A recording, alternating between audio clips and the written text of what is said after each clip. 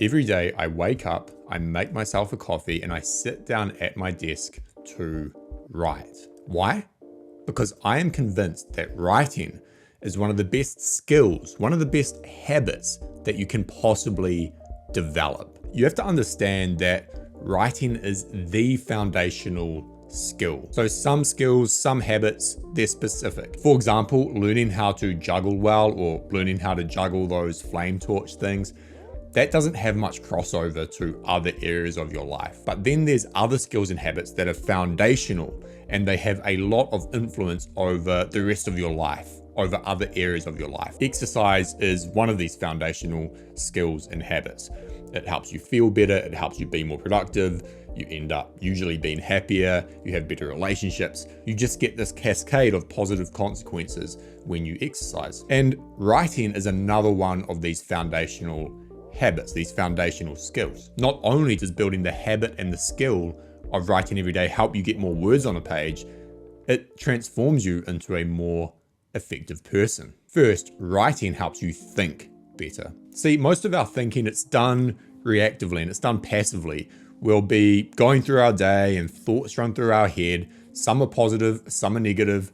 They come and go.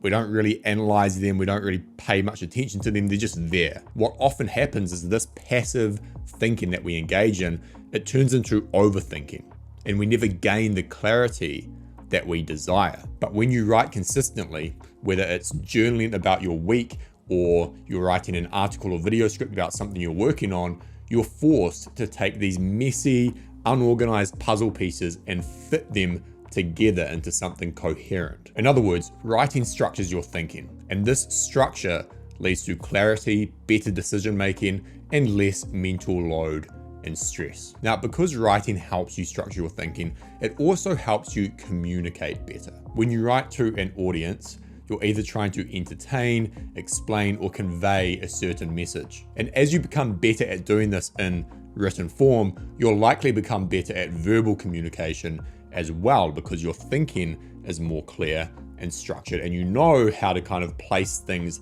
together in words, and words are what come out of your mouth at the end of the day. Writing also helps you read more. General Mattis once said, if you haven't read hundreds of books, you're functionally illiterate. When you write consistently, you will want to read more books, more articles, more content, because you're trying to do research for whatever you're working on. You might be working on an article, a video script, or maybe a book, and you realize that there's these gaps in your knowledge, or there's these gaps in the piece of content you're working on. And so there's a book or there's an article that you can read to kind of close that gap and draw ideas and inspiration from. And so reading just doesn't become this thing that you do for the sake of doing it. It becomes a part of the writing process. You'll also find that there's this sort of feedback loop, because as you write more stuff, you'll end up reading more, and as you read more, you'll want to write more because your mind's just bursting with ideas that you're getting from the content that you consume. Writing also helps you learn faster, partly as a result of the fact that you are reading more. But when you're writing to an audience, whether it's a video script, a blog, a newsletter, you're often teaching or explaining something to them, unless you're writing fiction. But even then, you can make the argument, as Seneca says, by teaching, we learn. By having a reason to learn, you retain more information because there's a need to retain it. There's a reason to retain it. Your brain is in this prime state to absorb knowledge and concepts because you have this clear goal in mind. You're not just reading for the sake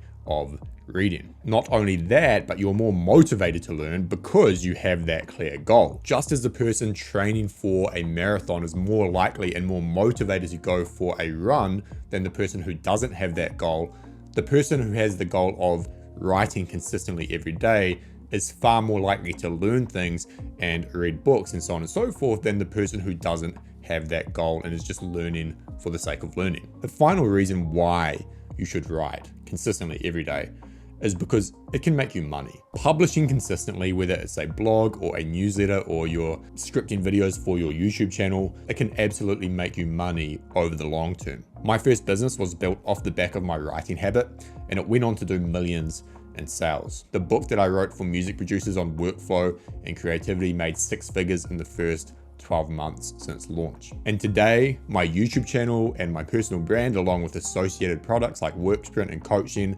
which is really driven by my writing, it makes me money too. You don't need to be a writer. You don't need to be an author who like sells books at bookstores to make money from your writing. You just see writing as this like central habit that leads into all these other things. Okay, so now that we've looked at the why, let's look at the how. How can you build the habit of writing consistently? The first thing you want to do is pick a medium. You want to publish your writing somewhere. Maybe it's a blog, maybe it's a newsletter, or maybe you like YouTube and you want to create videos, but you use your writing habit as a basis for your content, like you're writing a script, similar to how I've done for this video. My recommendation is to actually use Twitter.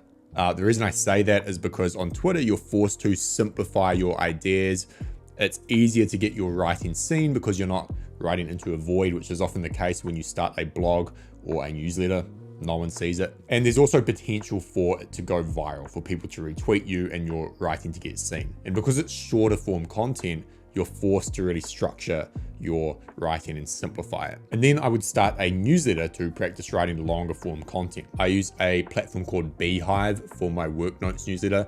It's fantastic. I'll leave a link in the description so you can check that out. Once you've chosen a medium, the next thing I would recommend is to build an ideas bank. The biggest roadblock to writing consistently every day is a lack of ideas and a lack of inspiration. You don't want to be sitting there having the blank page syndrome and you're just not sure what to even write about. That is why you want an ideas bank. And building an ideas bank is not something you do once. It's something you keep adding to over time. For example, my ideas bank has, at the moment, I think 123 individual content ideas sitting there. These could turn into newsletters, they could turn into, long form videos. Some of them could even turn into books. And a month ago, it was only 100 ideas. So this thing keeps growing, right? And the best thing about it is on certain days, you want to write about certain things. And so what I'll do when I want to start a new piece of content, I won't force myself to write about a certain one. I'll just scroll through the bank and one of them will capture my attention. And I just want to write about that on that given day. How do you build this ideas bank? Well, there's a couple of ways. I would start by pulling from your head, pulling from your experiences, your passions, things you know, ideas and concepts that interest you. Just write them all down. Start there because there's a lot of stuff in your head that you can write about. Second, I would reference past books that you've read. Go back, look at things you've highlighted, look at where you've taken notes, and then put those down as concepts and ideas to write about. And then if you're on Twitter, I would use other people's tweets to inspire long form pieces of content. This is something I do. If I see a good tweet from someone, I'll expand it. I'll put it in the ideas bank and I'll write 2,000 words or 3,000 words on it and expand it, adding my own thoughts to it and giving it structure. And the final thing is to just start living and reading more. Like, do interesting stuff and then read interesting stuff. And I guarantee you will not be short of ideas or inspiration. Once you've chosen your medium and you've got a bunch of ideas in your ideas bank, you want to create a process and follow it, stick to it. Now, the goal is to write consistently. You should not let process get in the way of that, but process can help you be more consistent, write faster, and avoid writer's block. So the process I follow is that I like to view writing as a sort of funnel, right? So you start wide at the top, it's messy, there's a lot of stuff, there's ideas, there's notes, and then it funnels down as you work on the piece that you're working on. So the first step for me is sort of a free flow brainstorm. And this is a creative phase, it's loose. I'm using a digital whiteboard or pen and paper. For this video, I used Obsidian Canvas. It's something I'm using more and more. And it's pretty unorganized. You can see on the screen here, there's just a bunch of stuff. There's like notes, there's little videos that I've recorded where I'm just talking about some random idea that I have. It's not organized at all. It's a free-flowing brainstorm like I mentioned. Now, the tool that you use does not matter. The mindset does. You should be open, you should be creative, and you should be non-judgmental of your ideas. You're not analyzing what you're putting down. You're just throwing everything at the wall. The next step, depending on what I'm working on, is to do a bunch of research. I'll look at past books that I've read, I'll look at my notes, I'll look at highlights, and I'll often read more content and more books to get some extra ideas or quotes or whatever I need. Once I've done that research, I start to shape what I'm working on. I start to outline the piece of content. This is where the structure comes into play.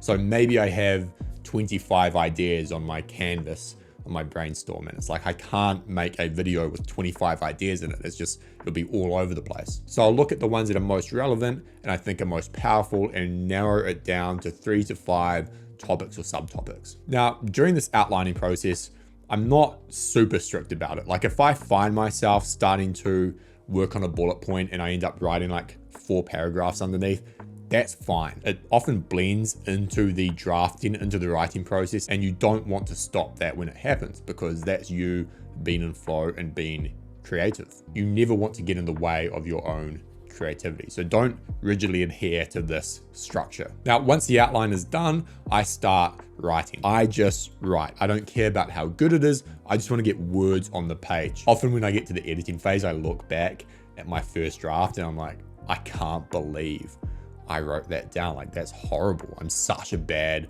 writer. I can't believe that came out of my head and onto paper. And then I move on to the edit phase. And this is where you want to be ruthless. You want to cut out anything that's not necessary. So sometimes if it's a 2,000 word article, I might cut out 500 words.